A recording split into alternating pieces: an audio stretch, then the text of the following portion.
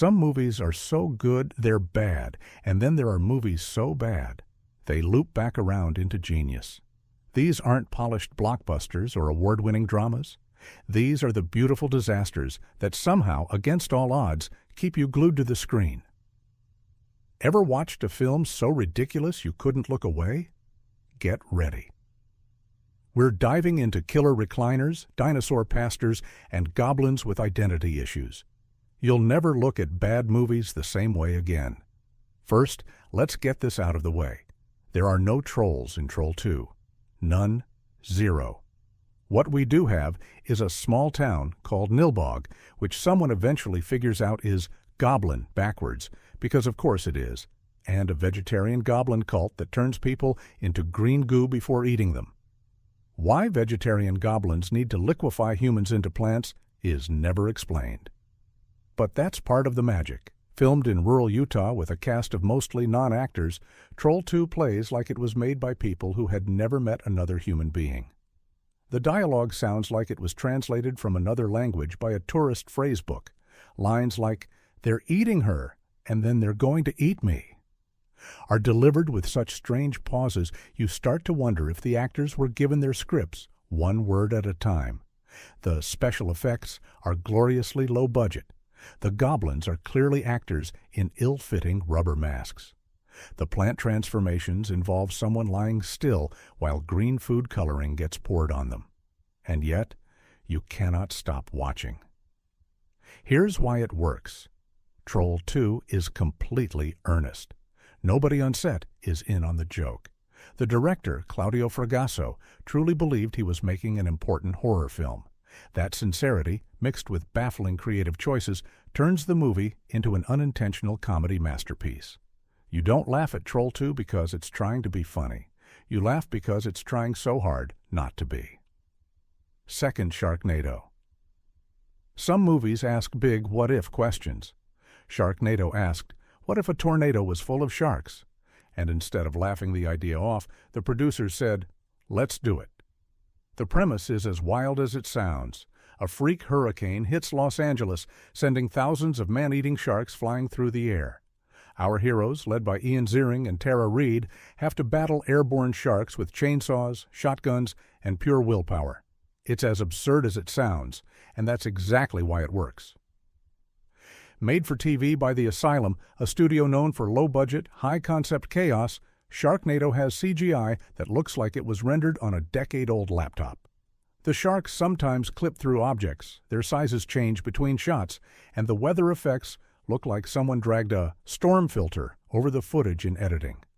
But the film never blinks. It commits to the concept with absolute seriousness, treating every shark-filled gust of wind as a legitimate threat. The joy of Sharknado comes from watching a ridiculous idea play out with complete commitment. There's no wink to the audience, no apology for the silliness. The now iconic scene of Ziering chainsawing his way out of a shark's stomach is played with action hero intensity. And the dialogue? Pure gold, with lines like, "We're going to need a bigger chopper." This isn't just a bad movie that's fun to mock, it's engineered to be a cult hit. The over-the-top concept, coupled with intentionally outrageous set pieces, makes Sharknado the perfect storm of B-movie brilliance. The Room. If Troll 2 is an accidental comedy, The Room is something else entirely. A passion project gone so far off the rails it created its own orbit.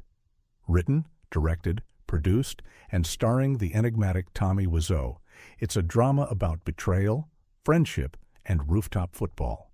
Or at least that's the intention. The plot is simple enough on paper. Johnny, a kind-hearted banker, is engaged to Lisa. Lisa's bored, so she starts an affair with Johnny's best friend, Mark. But the execution? That's where the magic happens. Characters appear and disappear without explanation. Subplots, like a drug debt involving a character named Denny, show up once and are never mentioned again. The dialogue feels alien. People talk about nothing for long stretches, then suddenly drop life-changing revelations with no reaction from anyone. Wiseau himself is the film's greatest mystery. His accent is unplaceable, his line delivery is unlike anything you've ever heard, and his understanding of human interaction seems to come from watching old soap operas through a fogged window. Visually, the room is full of odd choices. Green screen rooftop scenes with shifting lighting, repeated shots to pad the runtime, and a soundtrack that feels like it wandered in from a different movie. And yet, you can't stop watching. Here's the thing. The Room is Wiseau's heart on film. For all its flaws, it's a deeply personal work, and that sincerity shines through. Viewers don't just watch The Room, they experience it. It's a shared event, often screened with audiences shouting lines in unison and throwing spoons at the screen. It's bad, it's brilliant, and it's unforgettable. 4. Miami Connection. At first glance, Miami Connection looks like your standard low-budget 80s action flick. Then you realize it's about a synth rock band made up of taekwondo experts fighting a gang of motorcycle-riding ninjas in Florida.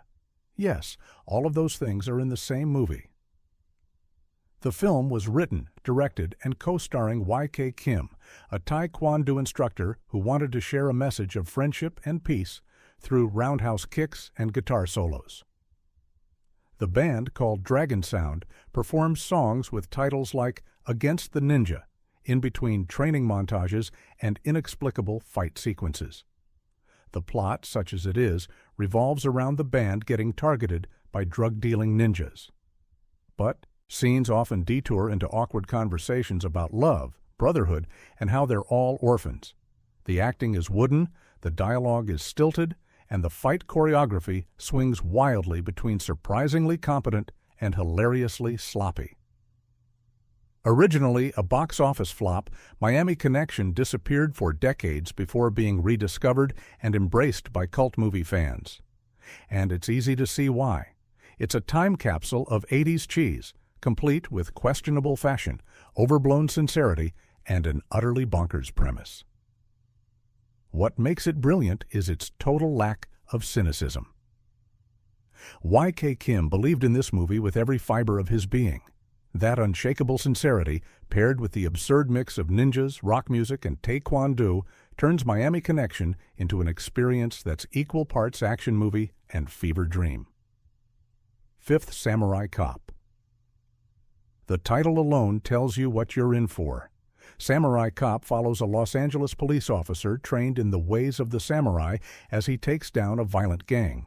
That officer is played by Matt Hannon, whose flowing wig, worn in half the scenes because of reshoots, has its own fan following.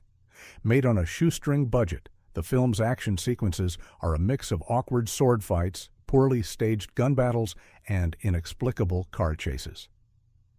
Dialogue is delivered with the kind of timing you'd expect from people reading lines for the first time. Director Amir Shervin had a clear vision: make a gritty action movie in the style of 80s blockbusters.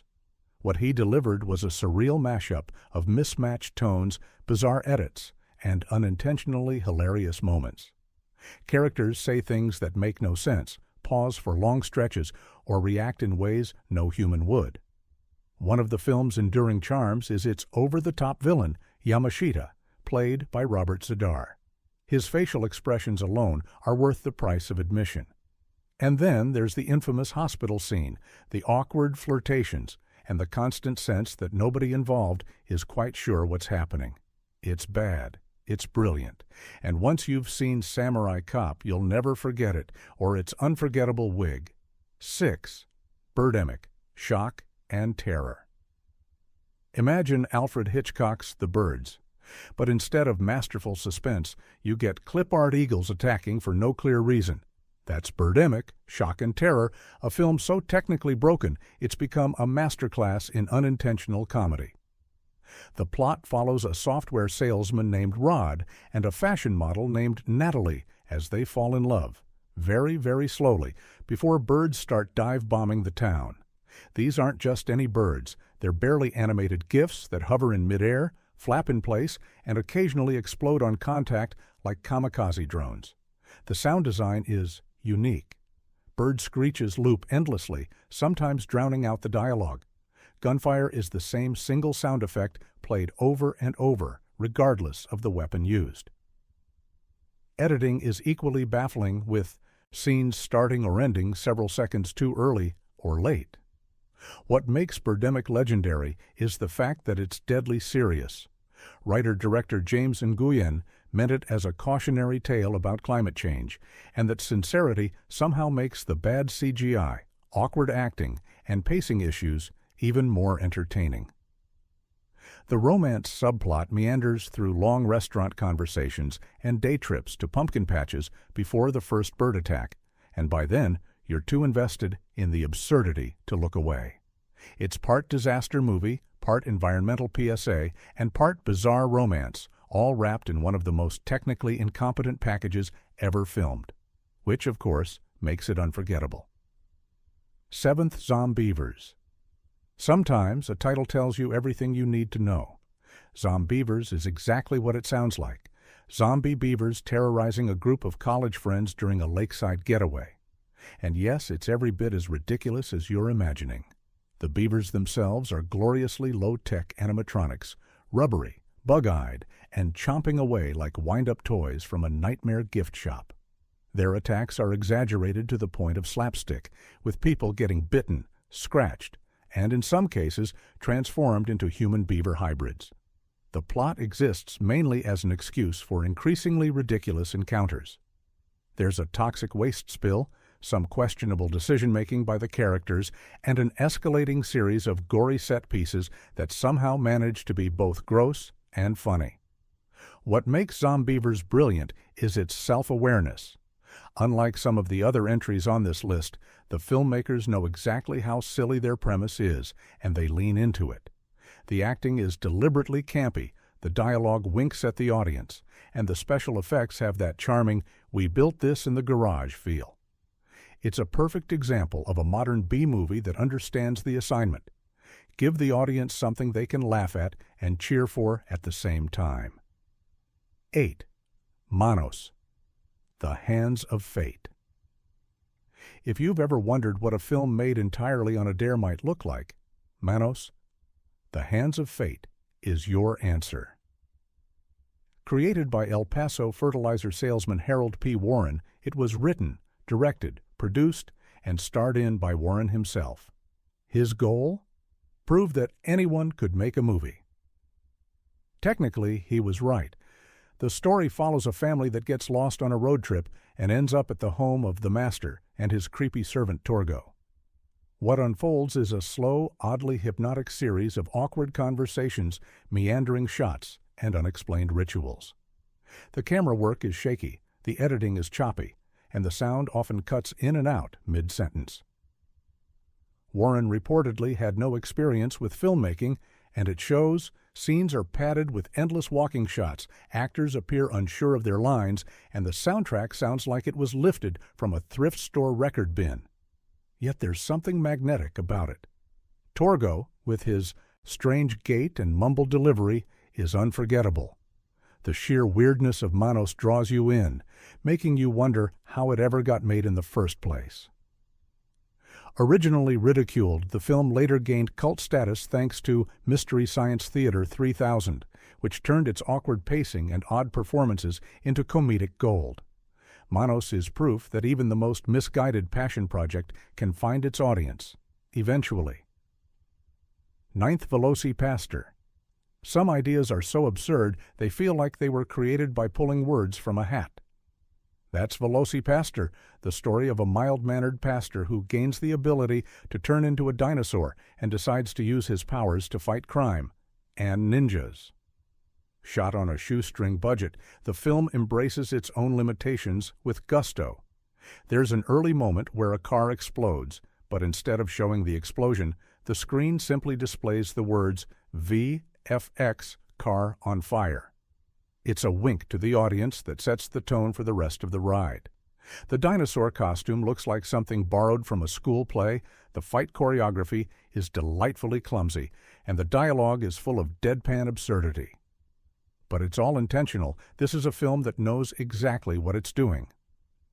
Director Brendan Steer takes the ludicrous premise and commits to it fully, mixing moments of genuine sincerity with scenes so over the top they border on surreal. The result is a B-movie that feels like a love letter to every other B-movie on this list. If you're the kind of viewer who enjoys watching a film that knows it's ridiculous and relishes every second of it, Velocipastor is your new best friend. Zehnter Killer Sofa. It's a bold move to make a horror film about a killer recliner, but Killer Sofa pulls it off with an oddly straight face. The movie follows a possessed armchair with a thirst for blood, and yes, the chair has expressive eyes and somehow moves around without being seen. The setup involves a woman who buys the recliner, unaware that it's inhabited by the spirit of a jealous stalker. From there, the body count rises as the chair attacks people, usually by tipping over onto them or somehow dragging them away. The effects are hilariously simple. Sometimes it's just someone pushing the chair from off-screen. Other times, it's shot in a way that makes it look like the chair has crept closer between cuts, like a murderous piece of living room furniture playing hide-and-seek. What makes Killer Sofa fun is that it takes itself just seriously enough. The cast treats the situation like a real haunting, even when the audience is fully aware they're watching a movie about a bloodthirsty recliner. It's absurd, it's slow in places, and it's absolutely unforgettable. 11th. Deathbed, The Bed That Eats. Yes, the title is literal. Deathbed. The Bed That Eats is about a haunted bed that devours anyone who lies on it, as well as the occasional inanimate object like a bucket of fried chicken. It's equal. Parts horror, surreal art project, and baffling dream logic. The bed is alive thanks to a demon that once fell in love with a woman and accidentally killed her. Heartbroken, the demon's tears brought the bed to life and cursed it with a hunger for human flesh. That backstory is told by a ghost trapped inside a painting who narrates much of the film. Yes, really. The effects are wonderfully lo-fi. Victims are shown sinking into what looks like yellow-tinted dish soap, while chewing noises play in the background. Sometimes the bed digests entire meals before moving on to people. At one point, it even politely returns an eaten apple core.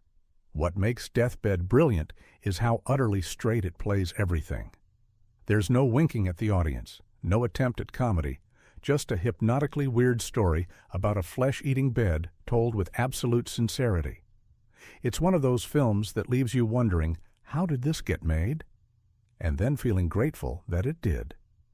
Dvanaksti Gymkata. In the 80s, Hollywood loved mashing genres together, but nothing prepared the world for Gymkata, a Cold War spy thriller starring Olympic gymnast Kurt Thomas, who uses his gymnastic skills to defeat enemies. The plot follows an American agent sent to win a deadly martial arts competition in the fictional country of Parmistan. If he wins, the U.S. gets to build a missile base there. If he loses, he dies. The catch? The competition takes place in a booby-trapped village of deranged fighters. What sets Gymkata apart is its shameless blending of gymnastics and combat. At one point, Thomas fights off attackers by spinning and kicking from a conveniently placed pommel horse in the middle of a dirt street. In another scene, he flips off walls like he's in a gymnastics meet instead of a fight for his life. The dialogue is stiff, the acting is awkward, and the action choreography swings between impressive and laughable. But the sheer absurdity of seeing gymnastic routines used as lethal combat moves is enough to make it unforgettable. It's bad, it's brilliant, and it's the only movie that could make a balance beam look like a deadly weapon. 13th Zombie Strippers. If the title doesn't tip you off, the tone will. Zombie Strippers is set in a near-future America where a zombie virus outbreak reaches a strip club, turning its performers into the undead, who then keep performing. The lead is played by Scream Queen Jenna Jameson, with horror veteran Robert Englund as the sleazy club owner. The plot follows the outbreak spreading among dancers and customers, blending gory effects with campy one-liners and over-the-top performances. The zombie makeup ranges from surprisingly detailed to, we had 5 minutes and a bucket of fake blood. The fight scenes are deliberately outrageous, and the social commentary, yes, there's an attempt at social commentary, is about as subtle as a chainsaw. What makes this work is its embrace of absurdity. It knows it's trashy, gory, and ridiculous, and it never pretends otherwise. You're not watching for realism. You're watching to see just how far it will push its bizarre premise. It's not for everyone, but for fans of splatter comedies, it's pure B-movie mayhem. 14th Mega Piranha. There's something beautiful about a movie that sets out to make giant piranhas scary and ends up making them hilarious. Mega Piranha stars 80s pop singer Tiffany as a scientist trying to stop genetically modified fish from devouring everything in their path. The piranhas are comically oversized, attacking boats, cities, and even helicopters. The CGI is gloriously cheap, with fish sometimes biting without actually touching their targets. Explosions are cut-and-paste effects that repeat across multiple scenes. The plot races forward at breakneck speed, piling on ridiculous set pieces. A man karate-kicking giant piranhas in midair, fish leaping hundreds of feet to attack skyscrapers, and endless gunfire that never seems to hit anything. It's the kind of movie where logic takes a back seat to sheer spectacle. You know it's not realistic, but you're too busy laughing at the audacity to care. If you want an example of modern B-movie excess, Mega Piranha is a prime catch. 15. Tammy and the T-Rex. Before Fast and Furious made him a household name, Paul Walker starred in Tammy and the T-Rex, a movie where his character's brain is transplanted into an animatronic dinosaur. Yes, this is real. After a gang attack leaves him comatose, Walker's brain is stolen by a mad scientist who implants it into a mechanical T-Rex. Now trapped in a dinosaur body, he tries to reconnect with his girlfriend Tammy, played by Denise Richards, while taking revenge on his attackers. The T-Rex itself is a prop from a theme park, and its movements are hilariously limited. Scenes alternate between close-ups of the stiff dinosaur head and wide shots where it barely moves. The tone swings wildly from goofy comedy to surprisingly gory deaths, creating a surreal viewing experience. What makes it brilliant is how seriously everyone seems to take it. Richards plays her role with straight-faced sincerity, and the film's love story is treated like a genuine romance, despite the fact that one half of the couple is a robot dinosaur. It's absurd, sweet, and unforgettable. So there you have it, 15 gloriously awful movies that prove entertainment isn't about perfection. It's about creativity, commitment, and the joy of watching something swing for the fences and land somewhere in the parking lot. Which of these have you seen, and which are you adding to your must-watch list? Drop your picks in the comments, hit that like button, and subscribe for more deep dives into cinema's weirdest corners. The world of bad movies is endless if you're brave enough to explore it.